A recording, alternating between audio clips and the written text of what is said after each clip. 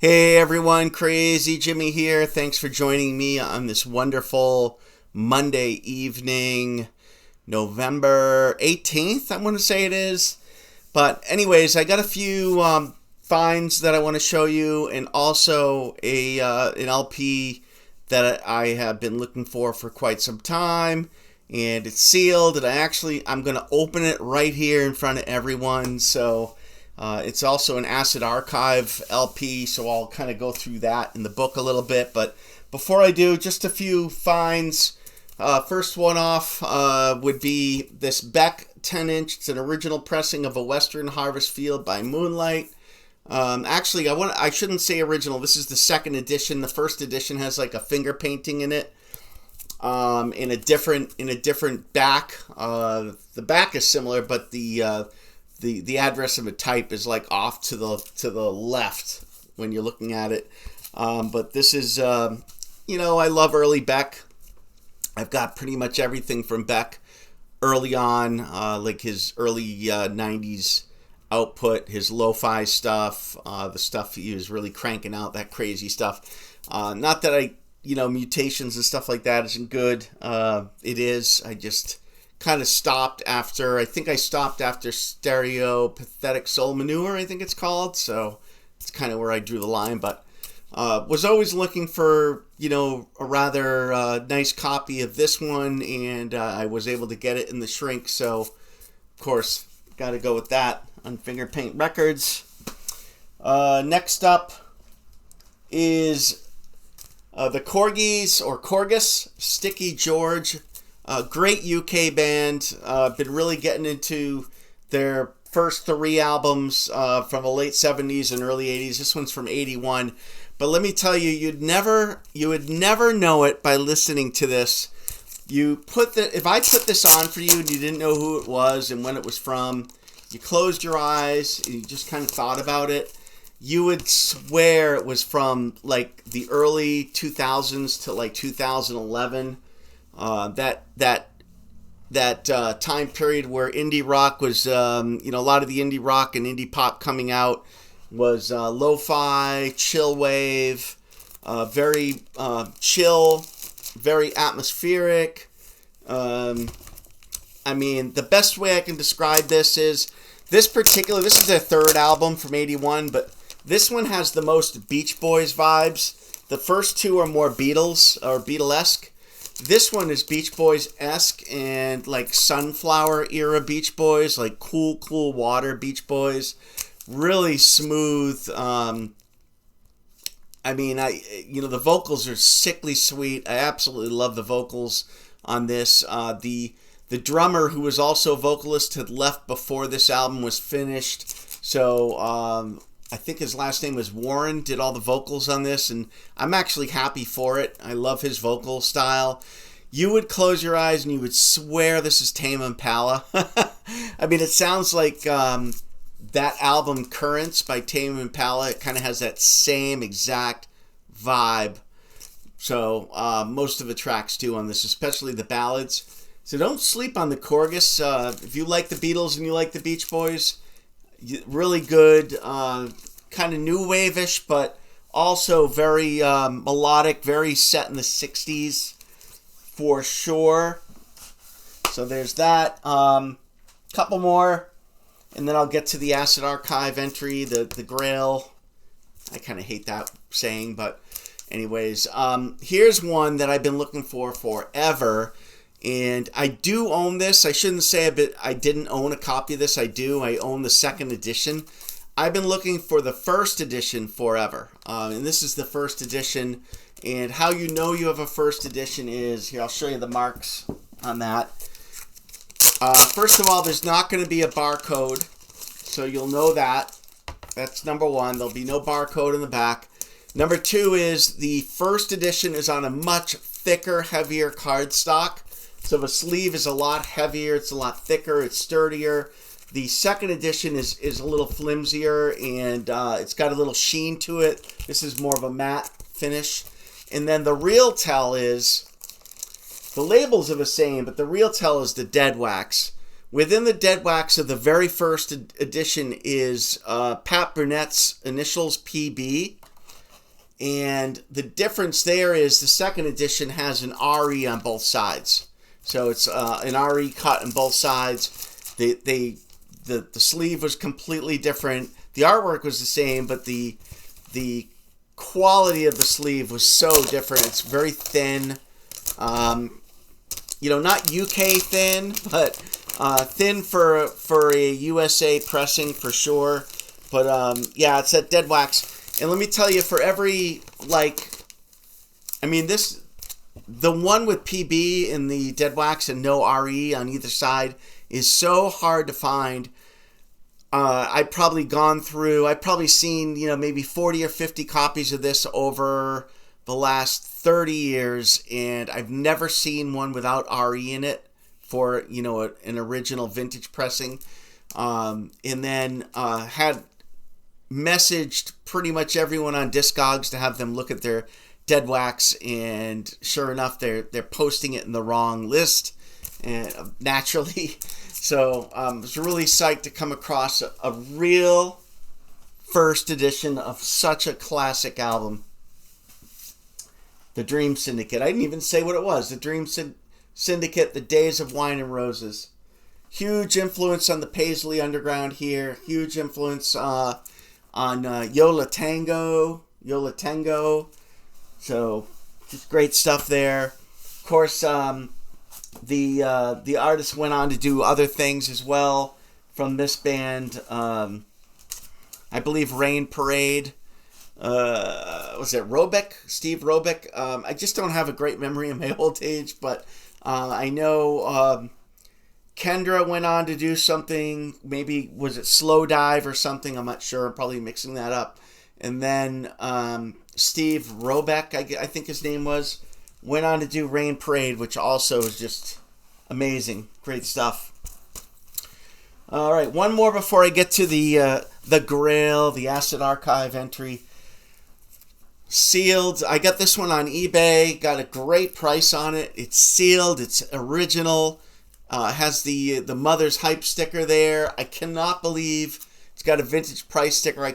I cannot believe what I got this for. I think it was like $40. I wasn't going to bid much more because I already have a copy of it, but I don't have a copy in the shrink. Certainly don't have a sealed copy. And I was expecting this thing to hit about $200, to be honest.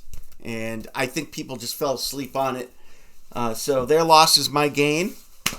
All right. So for the Acid Archive entry that I'm actually going to open right in front of your eyes, because it's sealed, is none other than Vyto B. How do you pronounce this? Tricentennial 2076. Right there. You're probably saying, who? What? What is that? Well, it's a private pressing on Clay Pigeon. So, Clay Pigeon Records. I don't expect you to know what this is or who this is. It was pressed one time in 1976. And let me tell you, I've heard the snippets. I haven't listened to it yet because it's sealed. But I've heard the snippets, and, reminds me a little bit of Bowie. Certainly avant-garde Bowie. Piano, guitar, a little bit of everything. I think this guy was from, Yugoslavia or something like that. But of course, it's all in English. But titles like Space Love, Rocket Park, Silicon Men, Death Warrant, Electronic Enforcer. I mean, really cool. Check that out. Can't wait to spin this tonight. I'm going to drop this sucker in the degritter. But first, I've got to open it in front of you, and then I'm going to read from the Acid Archive. So let's see what's in this. And let's hope and pray it's the actual album and not like a mix-up. Because I've had that happen before. And that would be really upsetting. Because then I would be stuck with it. And I have had that happen before. I'm thinking probably some of you have had that happen as well. All right, well, first of all, I know there's an insert in here, so hopefully it's here. Oh, thank God. Clay Pigeon. All right, there it is. And it looks beautiful. No scratches, no marks, no fingerprints. Looks great under the bright lights. It's not translucent. Wasn't expecting it to be, but look at that clay pigeon label, just really sharp. This is going to go in a MoFi, but first I'm going to drop it in the good old degritter over here, and then I'll be right back to read. Let's get that sucker going while we're talking. All right. So let's check out this insert, because I know it comes with one, and hopefully it's in here, and I think I saw it. Whoop, let's press play on that. All right. Come on. Come on now. Get out of there. He doesn't want to come out. It's not good. All right. There we go. So what is this? Let's take a look. Oh, yeah. Lyrics in cursive. And some cool artwork from the back. Looks like something Tricentennial. Not sure what that is. I'm sure someone will chime in and tell me what it is, though. So we got the insert. We got the actual album, which is actually in there, which is cool.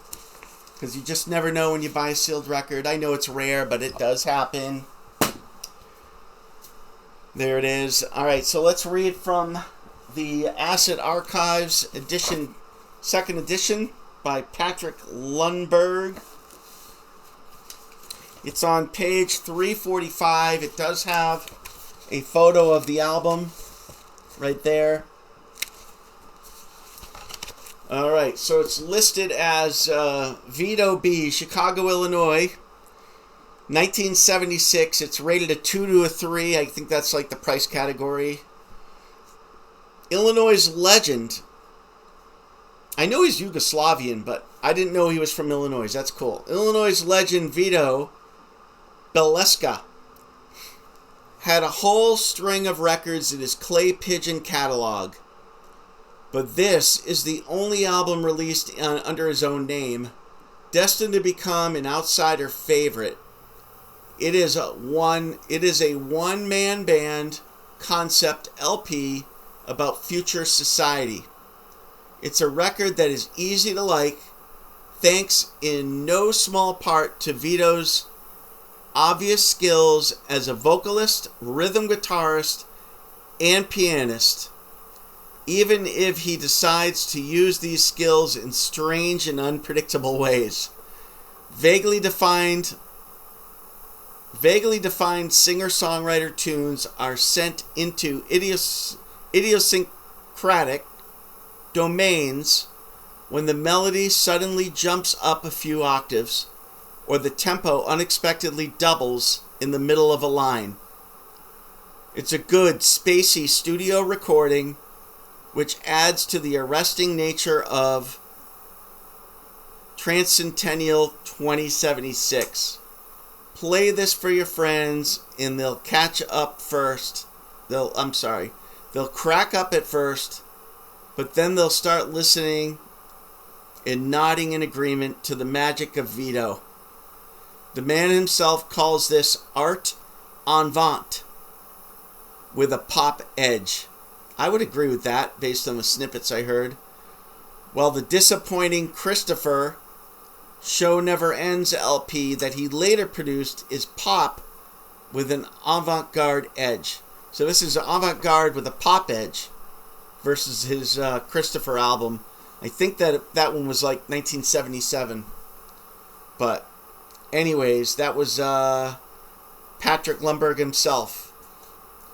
And it says see First Chips. I think First Chips was an album that he did before this one.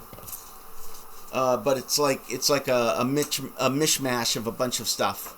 So, anyways, there's the Acid Archive submission for Vyto B Tricentennial 2076. There's the cover again,